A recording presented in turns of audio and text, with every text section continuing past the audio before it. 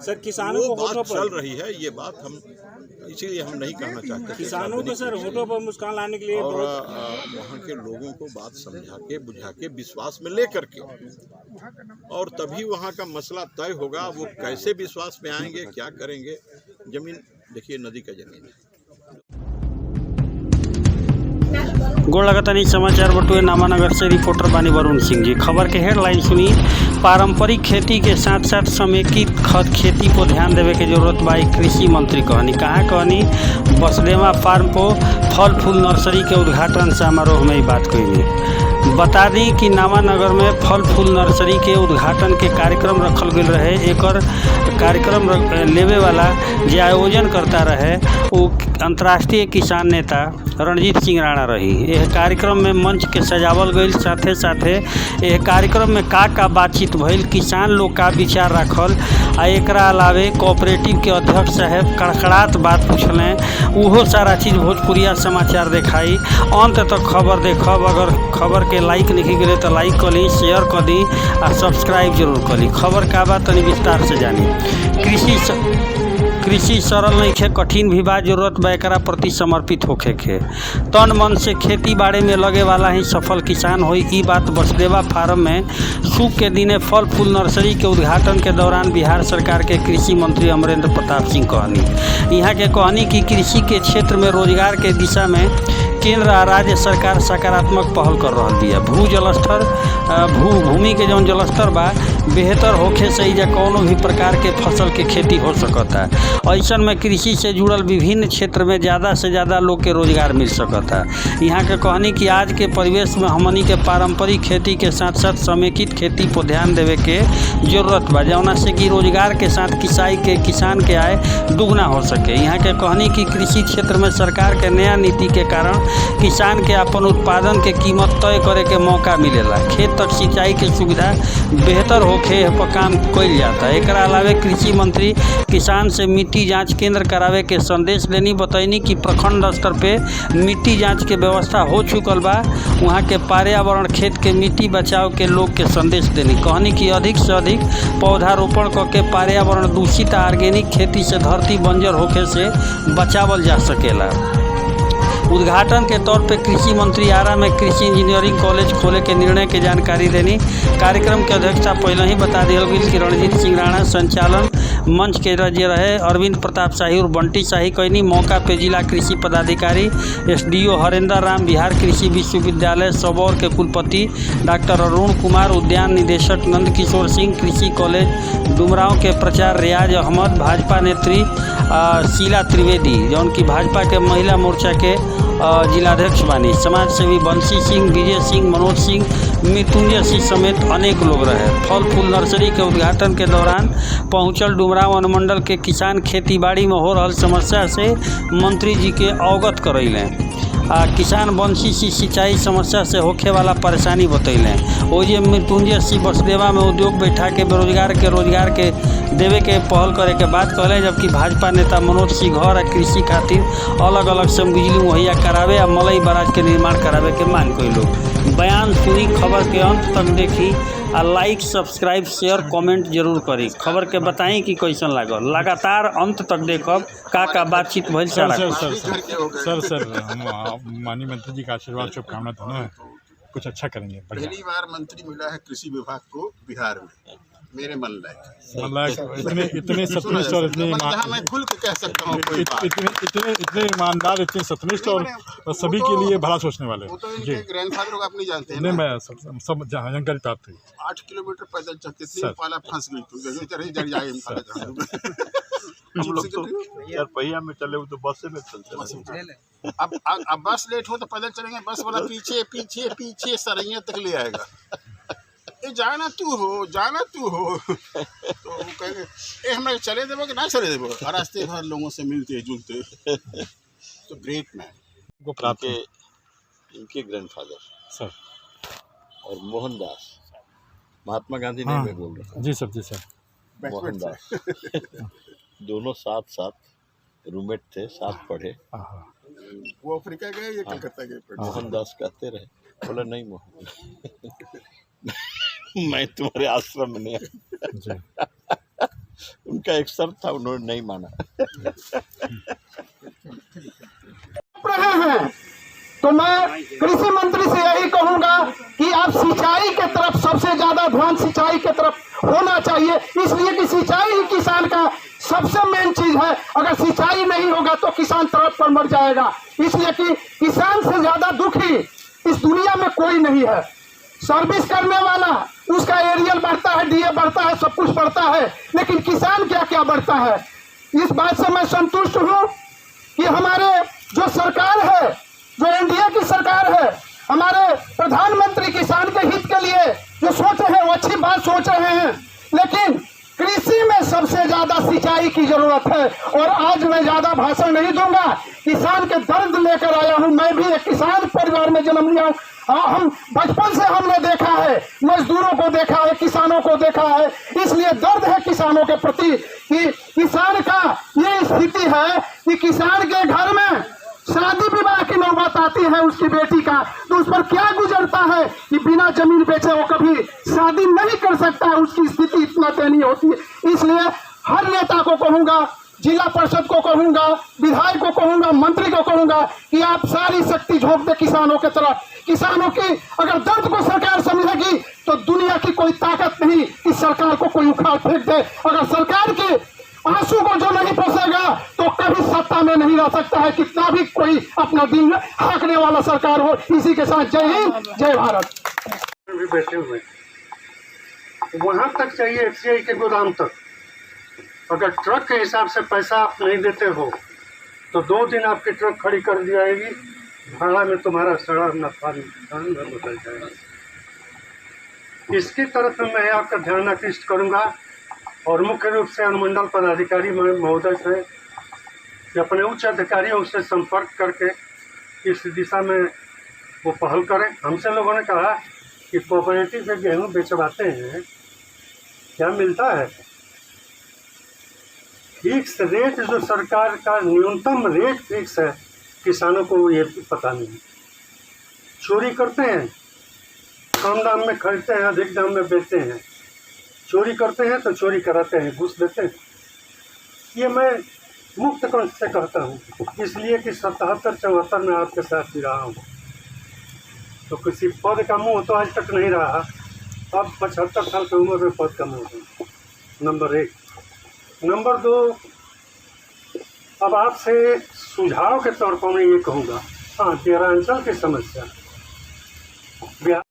पहले तो हम मंच पे डीसी साहब का, प्रिंसिपल साहब का, एसडीओ साहब का, सबका बहुत सम्मान पूर्वक अभिनंदन करता हूं कि आप यहाँ आए।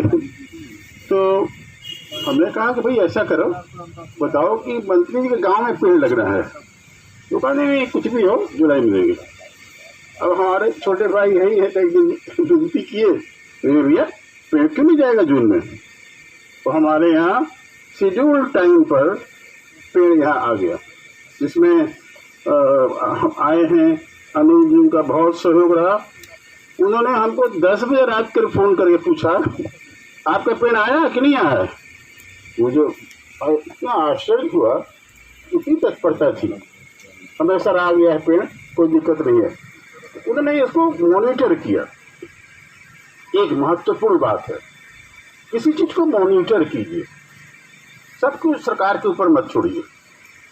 हमारा मन आया, चुरानपुर में बहुत ज़्यादा किसान धोखा खाते थे, मदर प्लांट्स नहीं थे, कलकत्ता से पेड़ आते हैं, इस पर लगे हैं कि आम है, अगर अम्रपाली है, अगर लंगड़ा भी है तो होना चाहिए 250 ग्राम, तो हो रहा है 100 ग्राम, और वो धड़ल्ले से चल रहा है। तो मेरी इच्छा हुई कि एक नर्सरी खोली जाए। पहले तो पेड़ लगाने के लिए पेड़ आ गया मेरा। हमने मांगा था 300 पेड़, मेरे पास 450 पेड़ मंत्री जी ने भिजवा दिया और मैंने गैप रिफिलिंग कर ली। इस लगन को देखने के बाद, आपका सहयोग देखने के बाद, तब मेरे में ये गट्स आया, हिम्मत आई कि मैं भी एक नर्सरी सुंदर से इस जिला को दे सकता हूँ। और वो कोई बात नहीं थी, हमारा नर्सरी का कोई प्रोग्राम नहीं था। तो फिर मैंने सोचा कि एक ऐसी नर्सरी दी जाए जो बिहार सरकार से कोलैबोरेशन के साथ हो, और कोलैबोरेशन ये हो कि हम प्लांट तैयार करें और बिहार सरकार को दें। तो आप उतना कहाँ से मदर प्लांट पाएंगे? नर्सरी की स्थिति ये है कि एक जगह है बंगाल, वहाँ से 200 करोड़ के पेड़ आपके पास आते हैं। 200 करोड़ के, पूरी वैशाली यहाँ वहाँ लेके। आंध्र से आपके यहाँ 200-300 करोड़ की मछली आती है। पुणे से, आंध्र से आपके यहाँ अंडा आता है। तो वैल्यू एडेड फार्मिंग करना है तो अगर 400-500 करोड़ जो राज्य से बाहर जा रहा है उसको राज्य के अंदर ही रख दिया जाए तो कितना अच्छा होगा, सोचें आप। और हमें एक किताब लिखी थी वैल्यू एडेड फार्मिंग, वाइसर भेज दी। अब कैसे कहाँ से वो किताब प्रधानमंत्री के पास पहुंची। मैं भी गया था BHU, तो डायरेक्टर साहब ने हमको पूरा वैल्यू एडेड फार्मिंग का मेरा लिखा हुआ किताब, वो उन्होंने हमको उसकी पूरी झलक दिखाई।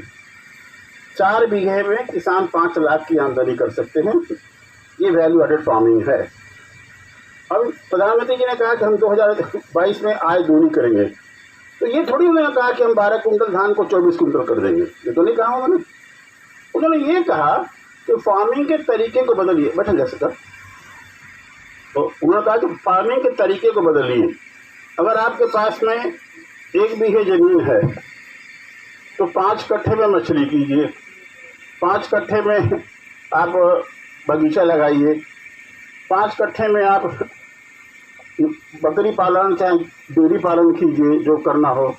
5 कट्ठे में आप सीरियल फार्मिंग कीजिए, तब कुपअप कर पाइएगा।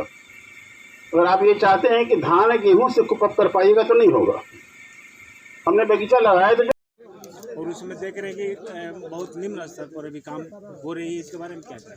मलई बरात के बारे में हम कुछ जानकारी देना चाहते थे, लेकिन अभी हमने उपयुक्त समय नहीं, जितनी जानकारी प्राप्त है, जितना काम हुआ है उसको सार्वजनिक करने से बेहतर है कि मैं वहाँ पर देखिए जो समस्या है वो समस्या ज़मीन की,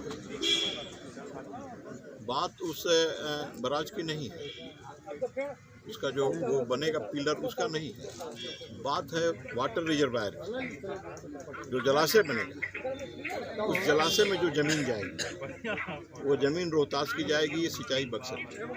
राजनीतिक विषय ये बना और ये विषय बना बसंत सिंह मंत्री थे और जगदानंद सिंह किसानों और को उस समय उन्होंने कहा कि नहीं बनने देंगे। जब उन्होंने ठान लिया जगदा बाबू ने तो नहीं बने कि भाई रोहतास जो है सो रोहतास की ज़मीन जाएगी। जैसे लगता है रोहतास भारत से अलग है, रोहतास कोई दूसरा देश हो। बक्सर से बिजली की लाइन जाएगी तो रोहतास में जाएगी कि नहीं जाएगी। यहाँ से कोई पानी है वो इधर से नहर का पानी वहाँ रोहतास बॉर्डर पर उस इलाके में ज़मीन है, उस खेत की सिंचाई होगी कि नहीं होगी।